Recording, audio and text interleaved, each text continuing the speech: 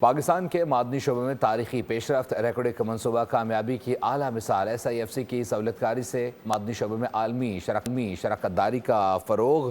معدنیات کے شعبے میں پاکستان کی کامیابی قومی معیشت کے لیے روشن مستقبل کی نوید۔ وزیر پیٹرولیم اور کینیڈا کے ہائی کمشنر کے درمیان اہم ملاقات ہوئی ہے۔ معدنیات اور توانائی، سرمایہ کاری اور تکنیکی شراکت داری پر اتفاق کیا گیا ہے۔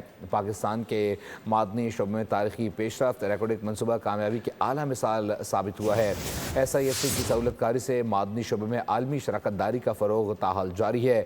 معدنیات کے شعبے میں پاکستان کی بڑی کامیابی قومی معیشت کے لیے روشن مستقبل کی نوید ثابت ہوئی ہے۔